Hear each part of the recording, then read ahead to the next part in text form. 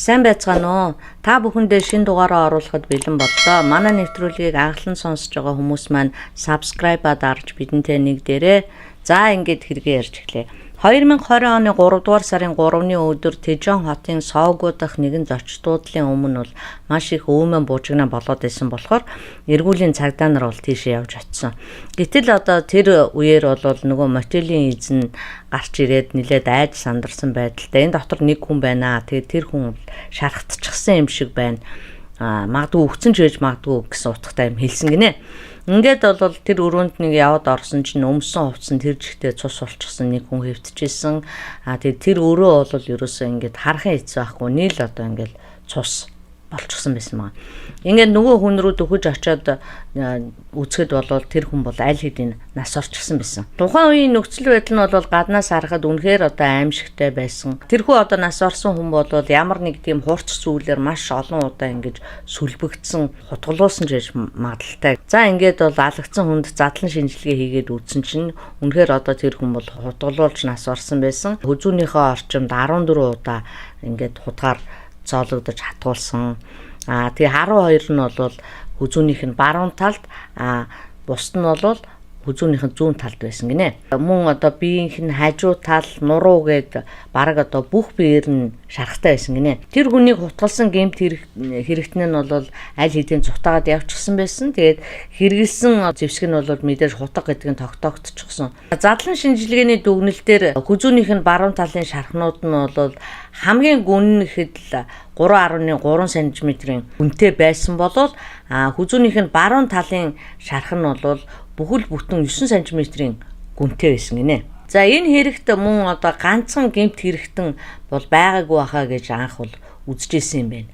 Энэ бүхнээс аюултай, хачирхалтай одоо нэг зүйл байсан. Тэр нь одоо юу вэ гэхлээр зэрэг тухайн эрэгтэйгийн бэлэг эрхтнийг нь таслаад байхгүй болчихсон. Эргэн тойрных нь одоо арьсных нь хэсгүүд таслагдаад ингээд унчихсан байсан. Бүхлийн шалтгаан нь бол мэдээж түүний бэлэг эрхтний тайрагдсанаас болсон гэж тогтоогдсон байна. Хохирогчийн одоо тасарсан бэлэг эрхтэн хэргийн газраас бол олдоогүй. За ингээд хохирогчийн одоо алга болсон бэлэг эрхтнийг илрүүлэх үйл явц бас эхэлсэн байгаа. Тэгжээд л одоо маргааш нь яасан бэ гэхээр нэг эмэгтэй цагдаагийнханд хандаад манай гэрийн үүднийг хачин одоо хар дугтуутай юм үлгөөтэй байна гэж ингэж мэдээлсэн байгаа.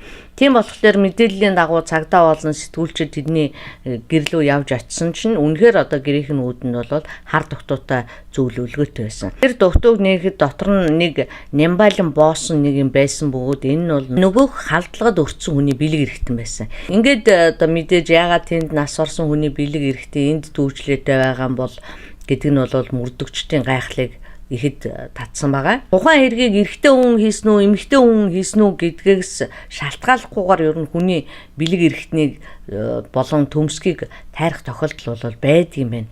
Төмсгийг нь бол бэлэг эрхтнээс нь салгаж үлдээгээд зөвхөн одоо бэлэг эрхтэн буюу шодоогийн таслах тохиолдол нь ч гэсэн байдаг юм байна. Шодоог тайрахад бол шууд одоо хүнийг үхэлд хүргэдэг юм байна. Тийм учраас энд бол шодоогийн тайраад төмсгийг авчихсан байна гэхлээр зэрэг эхлээд шодоогийн тайрсны дараа бол төмсгийг нь авсан байх магадлалтай.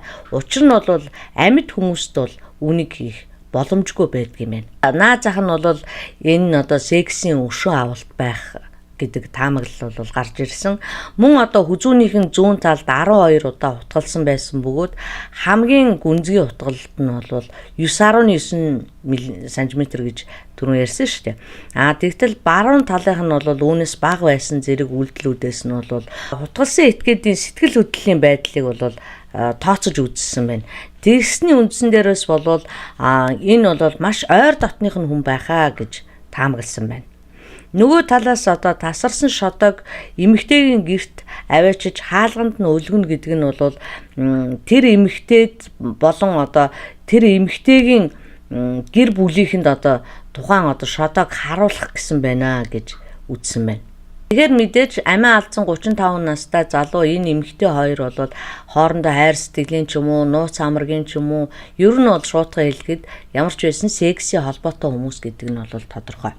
Мэдээж одоо ямар ч шалтгаан байхгүй бол тэр бэлэг эрхтнийг тэр айлын гадна аваачиж үлгэх ямар ч шаардлага байхгүй шүү дээ. Зочид уудалд бол мэдээж хутга байхгүй. Тэгэхээр тэр хүн бол урдаас хутагтаа явж исэн байна гэдэг таамаглал бол гаргаж ирсэн. Тийм болохоор урдаас хутагтаа явж исэн гэдэг чинь юу гэсэн үг вэ гэхээр төлөвлөсөн байна гэж үзсэн байна. Гэхдээ одоо гэмт хэрэгтэн хэдийгээр төлөвлөж алсан ч гэсэн бол гүйцэд төлөвлөж чадаагүй байна гэж үзсэн.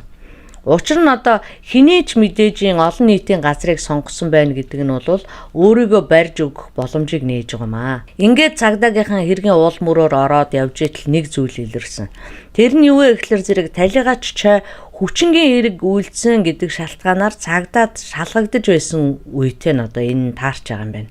Тэгтэл бас нэг зүйл бол нөгөөх бэлэг эргэтэн өлгсөн тэр гэр нь бол хүчингийнх нь гэмт хэргийн хохирогч Кангийн гэр нь байж таарсан. Ингээд хэргийн хохирогч Кан гэдэг эмэгтэй бол тэр хоёр хэдэн сарын турш бол шүүхтэр хоорондоо тэмцэлдэж байгаа хоёр юм байна л да. Нэг нь бол хохирогч, нөгөөх нь бол сэжигчнэр татгадаад байсан. Тэгсэн боловч удалгүй бол чай хүчингийн эрэг үйлдсэн гэдгээ хүлээн зөвшөөрсөн байт юм байна. Эргээ хүлээж гисэн ч гэсэн цагдаа нар бол чайг ерөөсөө цагдан хорихгүйгээр шууд одоо гадуурлж шалгаад байсан байна. Чай бол урд нь бас энэ хэрэгтэй холбогдсныхоо дараа бол амийн орлогыг бас завдж исэн учраас түүнийг бол баривчлах хүсэлтийг бол хохирогч Кан бол цагдаагийнханд удаа дараа гаргаж исэн нотлогдсон гинэ.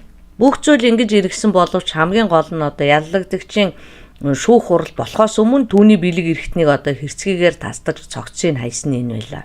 Энэ хэрэгт Кан эргээд одоо сэжигтнэр тооцогдсон боловч түүнийг бас Кангийн шууд дайсна гэж үзэхэд бэрх олон тийм нөхцөл байдлууд үүссэн байна. Кан эмэгтэй бол шууд одоо чойгийн дайсан тэр хоёр бол хоорондоо бүр юм өстэй гэж хэлэх бол тийм нөхцөл байдлууд бол харагдахгүй байсан. Өнгөрсөн хүчингийн эрг нь бол явж одоо Чойсигийн үгсэн хүн амны хэргийнхэн түлхүүр болно гэж тухайн үед бол цагдаа нар мэдээгүй. Чойд хүчндүүлсэн гэх Кан эмэгтэй ярихдаа тэр өдөр би анх удаа чойгойг харсан. Тэр хүн манай гэрт гинтгэн нууцаар ороод ирсэн. Гэхдээ энэ нь бол халдлага биш байсан. Яагаад тэгэхээр тэр өдөр бид нар гадаа сууж арх ууж үдшилэг зохиож байсан. Тэр үдшилэг сүүлдээ бүр сунжраад хүмүүс согтоод байсан учраас би ширээн дээр байсан зүйлийг хурааж гэрлүүгээ оруулж байсан. Тэгээд намайг юм зөөж гэрлүүгээ орсон байх үеэр тэр намайг барьж авч хүчнэсэн. Тэр үед миний хажууд миний найз залуу согтуу унтаж байсан гэж ярьсан байна. Хон гэдэг хүн бол Кан бүсгүйтэй үерхжиж байсан бөгөөд хон нөгөөх одоо чойг тэрхүү өдөршлөгт дуудсан хүн юм байна л да. Тэр үед бол Кангийн найз залуу хон нь бол өөрөө маш их согтолттой нилээд хөөрсөн янзтай байжгаад сүулдээ одоо тасраад унтчихсан юм шиг байна. Хон над руу одоо мессеж ичээд би чойгийн хүзүүрэн зөндөө утгалчлаа. Чамаас салснаас хойш чиний төлөө чадах бүхнээ хийсэн шүү гэж мессеж ичиж үлдээсэн. Хон бол ер нь нилээд ирэх мэдлэлтэй. Тийм учраас энэ хэргийг үлдээд манай гэрээ үүдэнд чойгийн тасарсан бэлэг эрхтнийг өлөгчсөн байж магадгүй гэж болвол Кан бүсгүй ярьсан байна. Эннээс нь харахад бол нэг төрлийн одоо хувирлтын шинж тэмдэгтэй гэж ойлгогдож байгаа байхгүй юу? Одоо магадгүй нилээд хачиргалтай гэмээр ч юм уу та. Тэгсэн мөртлөө тэр хоёр салцсан учраас хоорондоо одоо ямар ч байсан одоо уулзалтдаггүй гэж хэлж байгаа. Тэгээд одоо мэдээж одоо найз бүсгүйхээ гэрт нь найзыгаа авчраад тэр эмэгтэйгээ хүчндүүлчээд тэгээд түүнээсээ болоод одоо нүүр тулж уучлалт гуйж чадаагүй тэгж байж ийснэ гинт нэг орой мессеж ичээл би одоо тэрнийг хутгалчлаа одоо чамаас салснаас хойш чиний төлөө одоо миний хийж чадах хамгийн одоо том юм ийм байлаа мэлээ гэд ингээд мессеж ичгэрч эн чи одоо нэг өсөндөө юу гэсэн ч утгатай юм тийм ээ. Би одоо тэнийг найзгаа дагуулад ирчлээ. Одоо тэрнээс олж юм болсон байна гэд уучлалт гуйж чадаагүй ингээд хэл үгэхгүй учир зүггүй алга болж ирсэн нөө. Ингэж гарч ирээд иймэрхүү тайлбар одоо нэгсэндээ хүн алаад би одоо чиний хариуг авчлаа гэдэг чинь маш одоо арчаагүй хүний тийм бүдүүлэг тайлбар юм л да. Хон залуугийн найз Чойн одоо түүний найз эмэгтэй хүчндэж байх үед бол хон өөрөө дэрэгдэн тасраад унтсан хамт нэг орон дээр хөвтөж байгаа гэсэн үг байхгүй юу. Энэ байдлаасаа болоод эмэгтэй бол маш их сэтгэл санаагаар унаж амиа хорлохыг ч завдж исэн гинэ. Чойгийн үйлдсэн хүчингийн хэрэг нь 2019 оны 9-р сард болсон бөгөөд тэр үед хэргийн газар байсан Кангийн экс найз залуу хонг болоод шалгаж эхэлдэг. Уг хэрэгт сэжиглэгдсэн хон болон талигаач залуу хоёр бол 30 жил үерхэж байгаа тийм багын найзууд юм байна. Харин Кам бүсгүй хон хоёр бол хоёулаа одоо амьдран суuna гэж хоорондоо ярилцсан ийм хосууд байсан юм байна л да. Гэхдээ бол хон бол маш их тийм түргэн ууртай, урд нь ер нь зодон зохион танхаа эргээр байсгээ шалгагдчихсэн тийм залуу байдаг юм байна. Тэгээ хон бол Каныг хүчндүүлсэн явдлаас нь болж одоо найз эмэгтэйхээ нүрийг харж чадахгүй болсон юм уу? Одоо яасан чинь ямар ч байсан тэр чигээр ягж түнтэй бол нэг ч удаа уулзаагүй алга болчихсон. Чойтой ч бас уулзахгүй. Юу болсон, яасан ийсэн гэдэг одоо энэ талаар бол ерөөсөө ярилцаагүй гинэ. Ингэж одоо ярилцахгүй байна гэдэг нь бол чойг алсан байх магадлал бол маш өндөрөө гэж цагдаа нар үзэж байсан. Яагаад гэвэл мэдээж одоо найз эмэгтэй нь өөрийнх нь хайжууд өөрийнх нь найзад хүчндүүлчихсэн болохоор одоо хорсож маш их ууралсан баг. Магадгүй одоо чойгийн бэлэг эрэхтэн тим одоо гайхуулахаар том юм уу? Найз хүүхэн маань одоо тэр ирээс тухайн үед таашаал авцсан юм уу ч гэдэг юм уу? Тиймэрхүү тийм хачин таамаглалууд нь бол түүний одоо уурыг маш ихээр хүргэсэн байхаа гэж цагдаа нар үзсэн байгаа. Уг нь бол тэр эмнэлэг твтчихсэн хүн гинэ. Гэхдээ одоо тэрбээр энэ шүн бол Кам бүсгүрөө мессеж өчээд чойгийн хүзүүг олон удаа хутгалсан гэдгээ бичсэн. 2019 оны хүчингийн эргээс хойш хом болон чой хоёрын харилцаа бол үндсэндээ одоо ингээд тасарчсан байсан. Гэтэл одоо хэрэг гардаг өдөр 5 цагийн үед бол хон чой руу уцаар залгаад тэгээ хүчингийн хэрэгээс хойш бол ерөөс анх удаа залгаж байгаа юм байна л да. Тэгээд одоо чойд хоёлоо уулзъя, бидэнд одоо ярилцах юм байна гэж хэлээд тэр хоёр Тэжэн хотын одоо Сэгүүд байдаг тийм баг сургуулийн биеийн тамирын талбайд анх уулзахаар болсон юм байна. Ингээд хоёлоо уулзсан бөгөөд хон эхлээд чойгоос хүчингийн хэрэг үйлцэн гэдгээ зөвшөөрсөн эсхийг нь асуудаг. Тэгээ бас одоо чи тэр Кангаас уучлалтгүйсэн үү гэдгийг нь ч мөн асуудаг. Ингээд энээсээ болоод тэр хоёрын яриа сунжирч 5 цагт уулзсан хоёр чинь 9 цаг хүртэл ярьсан байгаа. Тэгээд хоёулаа яриагаа бол цааш нь үргэлжлүүлэхээр шийдээд ойролцоо байх мотелд орохоор явцгаадаг. Тэр зочдуудалд ороод бол 40 минут болсны дараа аллагын талаар цагдаад мэдэгдсэн байгаа. Энэ тухай бол хон юу гэж ярьсныг одоо сонирхцгоё. Би чатай ярилцаж учир начаа олцъя гэж бодож уулзсан. Гэтэл тэр одоо хэрэгэ эргэцүүлэн бодохын оронд миний яриаг сонсоод тэрмүү адгийн овшол над руу ууралсан. Ер нь ингээд хэн энэ хэргийг хийсэн? Би ч гэсэн маш ууралсан, чойчоос ууралсан. Бид хоёр хоёулаа барилцаж аваад хэсэг ноцолцсны эцэстээ би бол ухаан орсон чинь чойг хутгаар чичилж байсан гэж ярьсан бөгөөд энэ бүхнийг бол санамсаргүйгээр нэг л мэдхэд үйлдчихсэн байсан гэж ярьдаг. Тэгэнгүүт нь мөрдөгч бол тэрнээс за тийм юм бижээ. Үнэхээр одоо чи санамсаргүй ингээд маш их уурандаа энэ хэргийг үйлдчихсэн юм байна. Тэгвэл чи одоо талигаачин бэлэг эрэхтнийг яагаад таслаад авчихъя? Тэгээ бүр хуучин найз эмэгтэй Кангийнх нь гэрийн гадаа яагаад авшид үлгцсэн бэ гэдэг асуусан. Тэгсэн чинь бол хэрэгэ хүлээсэн байгаа юм л да. Би бол ингээд чойгийн бэлэг эрэхтнийг тасалж авсны дараа уцаараа зургийг дарсан. Тэгээд зургийг авсныхаа дараа найз руугаа явуулаад би үүнийг хийсэн гэдэг мессеж хүртэл явуулсан байна. Энэ бол мэдээж одоо зэрлэг балмад гэхээсээ илүү бүр гаж үйлдэл шүү дээ. Би одоо чойтой уулзахаар явахдаа карманда ингээ хутгатай явсан. Надад бол үннийг хэлэх зориг байна. Тийм учраас би бол бүгдийг ярина. Чой бол надтай уулзахыг хизээч хүсээгүй. Тэр ч байтугай гэмт хэрэгэж хүлэн зөвшөөрдөг. Өмгөөлөгч хүртэл хөлсөлж аваад баахан худлаа шалтгаан тоочдөг. Тийм учраас урд нь найзууд яасан юм чи нэг удаа уулзаад илэн далангүй ярилцъя гэж бодсон. Тэгээд түүнийг надтай уулзах нь яах нэ гэж турших маягаар түүн рүү залгасан. Би тэгээд жойтой зөвхөн үннийг л ярилцъя гэж бодож очсон. Түүнийг Кам бүсгүй хүчнэсэн гэдгээ хэлчээсээ надаас олон түүнээс уучлалт гуйчаасаа гэж ярилцсан. Тийм ч учраас л энэ яриаг өрнүүлэхээр очсон. Харин чой бол түүнийг хүлээн зөвшөөрөөгүй. Түүгээрч барахгүй намайг чи найз өсгөөгөө миний өөдөөс төрхөрсөн. Найз өсгөөгөөрөө намайг дарамтлуулах гэсэн гэж над руу дайрсан. Тийм учраас бид хоёр муудалцсан. Харин тэр хутга бол миний одоо заасанд явахтаа хэргэлдэг хутга. Би энэ хутгаа бол машиндаа байнга авч явдаг байсан. Тэр өдөр би түүнийг алах бол зориг байгаагүй. Тэр үед санамсаргүй хутгаа би халаасандаа хийгээд явж таарсан.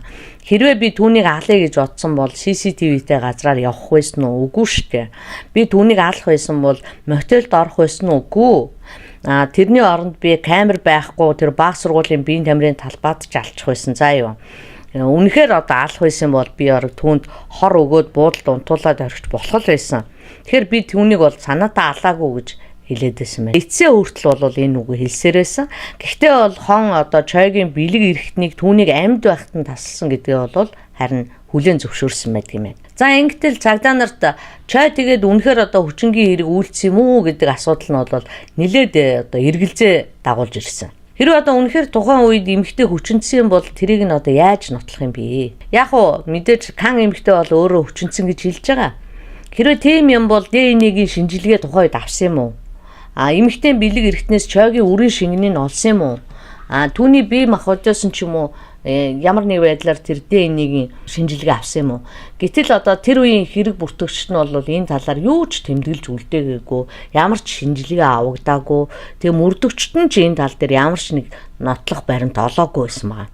Тэгэхээр мэдээж зөвхөн кан эмэгтэй л хэлж гин гэсэн үг шүү дээ. Тэгэхээр зэрэг энэ нэг хүн хөндлөнгөөс нь энэ хоёрыг ингээ хүчинтж байгааг харсан гэсэн гэрчлэх хүн байхгүй. Тийм учраас энэ бол хүчингийн хэрэг болж чадахгүй гэж үзсэн байна. Яагаад гэвэл зэрэг эн чинь аргагүй шүү дээ, нотлох баримт байхгүй юм чинь.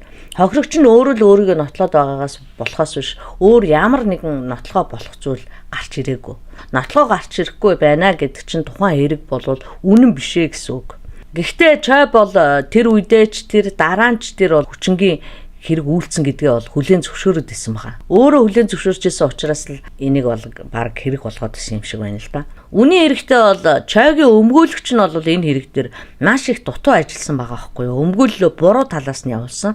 Уг нь хэрвээ тэр юун түрүүнд одоо нотлох баримт байхгүй байна гэдэг шалтгааныг барьж аваад одоо энэ хэрийг хэрэгсэхгүй болгох ёстой байсан чинь яасан бэ гэхлээр зэрэг сэжигднийхээ авах ял дээр нь л төвлөрөөд байсан болохоор энэ бол буруу өмгөөллийг явуулсан байна гэж хуулийнхан үзсэн байна. Хон бол чойгийн бэлэг эрэхтнийг амьдаар нь тасалсныхаа дараа зургийн дараа дөөр нэг найз руугаа явуулаад дараа нь гялгар утанд хийж авч яваад кангийн гэрийн үдэнд үлгөөд дараа нь өөрийгөө кангийн гэрийн ойролцоо амиа орлох гэж оролцсон байгаа. Амиа орлох гэж оролцсон нь бол мэдээж одоо өөрийнхөө хийсэн үйлдэлийг зөвтгөх гэсэн оролдлого гэж цагдаагийнхан харсан. За ингээд шүүхээс бол түнд хүний амь насыг санамсаргүйгээр хороосон гэд 20 жилийн ял өгсөн байгаа. Өмгөөлөгчийн хамт давж заалтсан бөгөөд энэхүү одоо давж заалтсан шүүх хурал дээр одоо шүүгч прокурорын зүгээс юу гэж хэлсэн бэ гэхлээр зэрэг нийгмийн ёс суртахуун үзэл сурталд харшилсан харгас гэмт хэрэг үйлдсэн байхад харин ч бид нар одоо шүүгдэгч итгээд хонг тайвшруулсан байдалтайгаар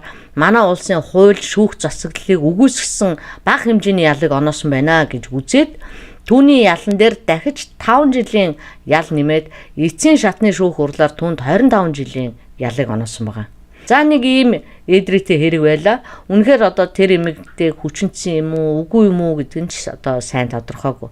Гэхдээ бол яг санаатаа алсан гэхэд хэцүү. Хамгийн гол нь энэ дээр хэрвээ одоо тэр өмгөөлөгч нь зөв өмгөөлөөд тэр хүнийг одоо энэ хүчингийн хэргийг үлдээгүй гэд гарцсан бол дараагийн гарах энэ хүн амны аллага нь бол гарахгүй байж болох байсан байгаа байхгүй юу. Гэтэл өмгөөлөгч буруу ажилласан, хуулийнхан ч гэсэн буруу ажилласан учраас энэ нь одоо дараагийн гэмт хэргийг өдөөх шалтгаан болсон гэж би л хувьдаа бол бодож байна л доо. Гэхдээ тэрийг хүчинцэн учраас тэрийг алах ёстой гэсэн үг бол биш л дээ. Та бүхэн маань бол бас энэ дээр ямар санаа оноотой байгаа юм тэр талаараа комент бичээрэй. Би бол та нарынхаа сэтгэл комментиг унших маш их дуртай байдаг шүү. За ингээд дараагийн дугаараар уулзлаа. Түр баяртай. Баярлалаа.